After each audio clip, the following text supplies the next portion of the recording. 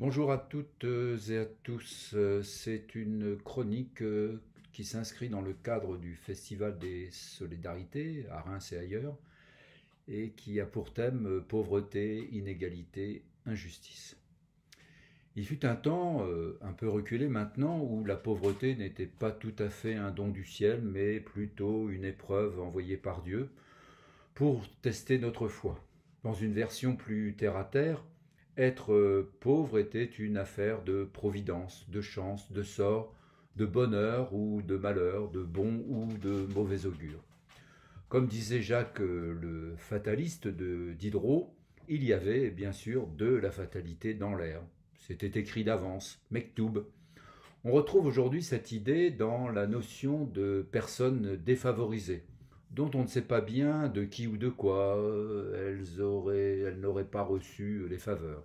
Dans tous les cas, dans ces temps-là, la pauvreté ou la misère ne se pensait pas et se disait encore moins en termes d'injustice ou d'inégalité. On ne se pensait pas pauvre et on ne se plaignait pas non plus. C'était comme ça et on n'avait pas besoin de ce mot et encore moins dans un sens politique. C'est encore une grande ou petite partie le cas aujourd'hui. Par contre, toujours chez ces gens-là, contre Jacques Brel, on pense. On pense, mais en termes d'utilité et d'inutilité. On pense à des bouches à nourrir, on pense à des bras qui travaillent.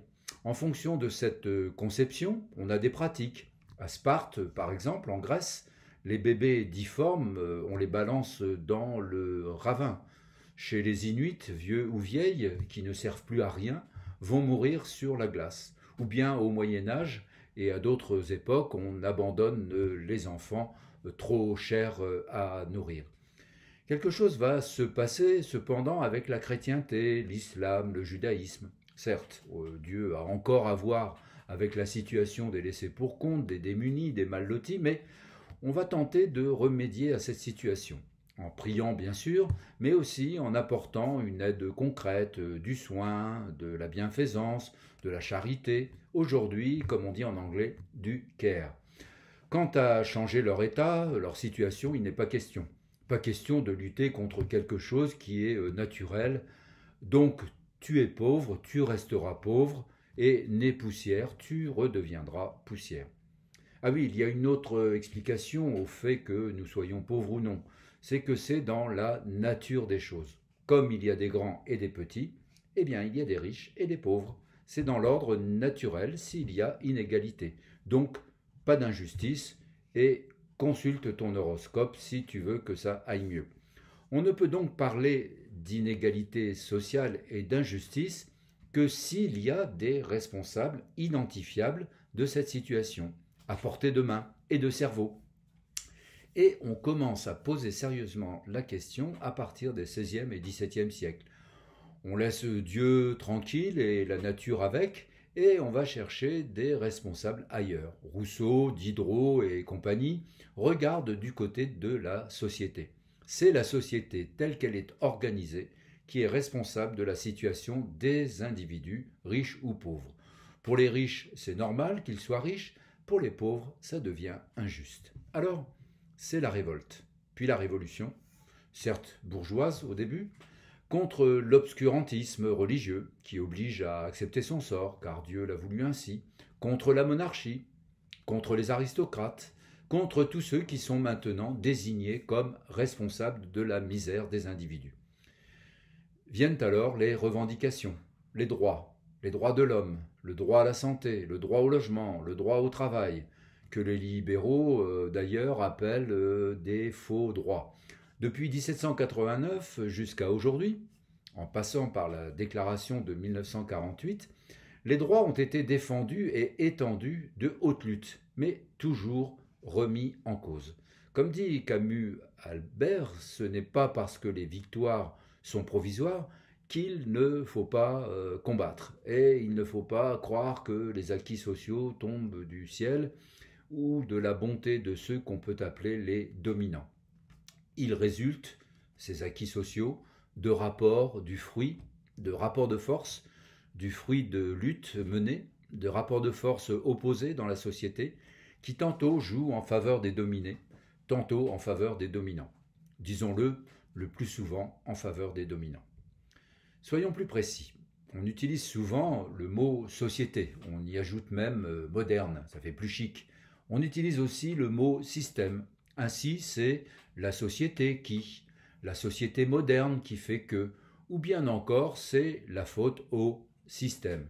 C'est pratique, société, système, c'est nébuleux, c'est nous, c'est tous, c'est personne. Ça comment dire, ça remplacerait presque Dieu ou la nature. C'est la société, avec un grand S bien sûr. Alors on a bien un responsable dans ce cas, mais tellement vague qu'à la limite ce serait donc Dieu, que ce serait pareil. Et puis si tu cherches à comprendre, on te dira que c'est complexe. Et une société complexe n'est accessible qu'à ceux qui savent, les experts. Appelons donc les choses par leur nom, et un chat. La société est capitaliste, qu'on l'aime ou qu'on l'aime pas. La société est capitaliste avec un esprit libéral et néolibéral maintenant. Le capitalisme financiarisé d'aujourd'hui, avec ses boursiers et autres actionnaires, lui est ultralibéral. Ce qui veut dire, comme à la guerre, pas de quartier. Pas de quartier pour ce qui pourrait nuire aux profiteurs. Il faut dire que le capitalisme est aujourd'hui aux abois. Comme le disait Karl Marx, il y a baisse tendancielle du taux de profit. C'est-à-dire que les marges, les possibilités de faire du profit se réduisent. Alors, on exploite le moindre recoin de la planète, les forêts pour faire des tables de jardin ou de l'huile de palme, on creuse, on fouille comme ces chercheurs d'or excités et tremblants, on produit des produits qui ne servent à rien, on détruit pour créer, rendre obsolète le plus rapidement possible pour renouveler le stock. On saisit alors aussi des opportunités comme la crise de la Grèce et récemment la crise du Covid qui a enrichi comme jamais les milliardaires. Naomi Klein appelle cela la stratégie du choc, profiter d'un tremblement de terre ou d'une inondation pour faire de l'argent. Et puis, se débarrasser de ce qui est inutile, ou en conserver la partie exploitable, la plus profitable.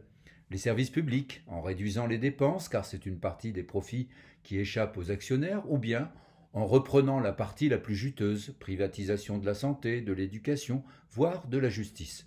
Et aussi réduction ou évacuation de ce qu'on appelle délicatement la masse salariale. Masse salariale pour masquer que cette masse, ce sont avant tout des gens vivants. Réduction, évacuation et plus encore assouplissement de la dite masse, la rendre malléable, corvéable à merci, comme on disait il n'y a pas si longtemps. Aujourd'hui, c'est la rendre flexible, mobile, adaptable, modelable. Un jour je prends, un jour je rejette. Comme dit Sandra Lucbert, une liquéfaction du monde du travail.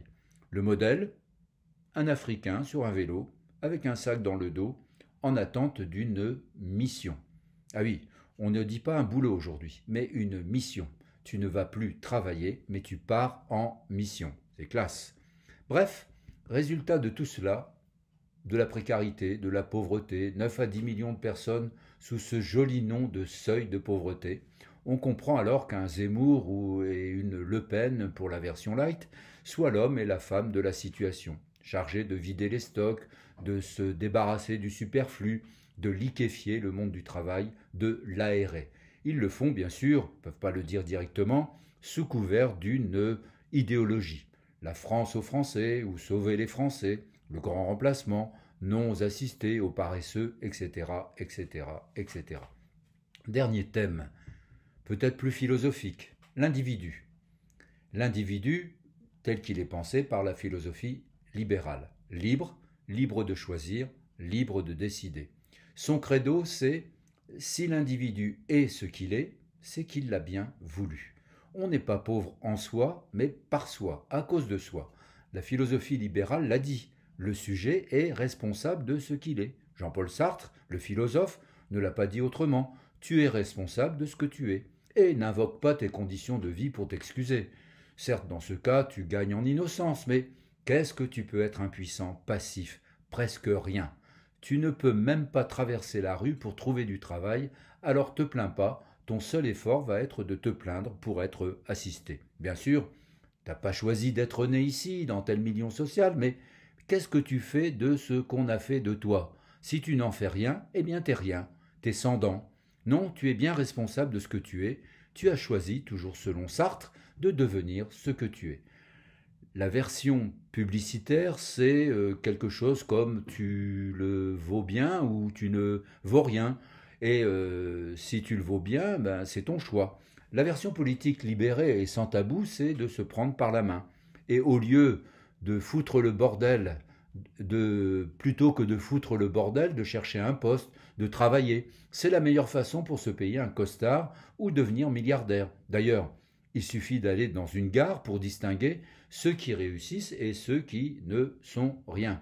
Ceux qui ont pris une de leurs mains avec l'autre pour avancer et ceux qui les laissent dans leur poche, sans commentaire. Ainsi, la société capitaliste, même moderne, même complexe, même que chacun devrait y mettre du sien, en un seul mot, comme le fait pertinemment pour d'autres expressions Sandra Lucbert, cette société-là produit des effets dévastateurs. J'en ai cité quelques-uns, des victimes d'une exploitation toujours plus outrancière partout dans le monde, notamment celle des enfants comme au XIXe siècle, des victimes des guerres qu'elle conduit pour ses intérêts pétroliers et militaires, des ravages écologiques, la destruction de pans entiers de la planète, la production d'objets aberrants et inutiles, et bien sûr, de la pauvreté, des inégalités et des injustices et de la faim. Comme l'homme en costume cravate, un verre de champagne à la main, dit que c'est la crise, qu'on ne peut pas tout régler du jour au lendemain, que Paris s'est pas fait en un jour, qu'il faut être réaliste, patient. Alors bien sûr, cela implique des sacrifices et des sacrifiés, mais c'est le prix à payer du progrès, dit-il. C'est l'hiver, il commence à faire froid et le soir tombe, les réverbères impatients commencent à s'allumer, lui est toujours assis sur le trottoir, au même endroit. Il ne vend pas d'allumettes comme la petite fille du comte d'Andersen. Il tend juste un gobelet en plastique, aux passants indifférents. Pas beaucoup de pièces dans la sébile, donc pas grand-chose à manger, il faut rester encore un peu. Pour se réchauffer, il frotte plusieurs allumettes. Dans les flammes, il voit une famille autour d'une table, la chaleur d'un bon feu de cheminée. Le lendemain, à l'aube, on le découvre sans vie, un sourire aux lèvres. En voix off, le président dit « Je ne veux plus, d'ici la fin de l'année, avoir des femmes et des hommes dans la rue. » À bon entendeur, salut.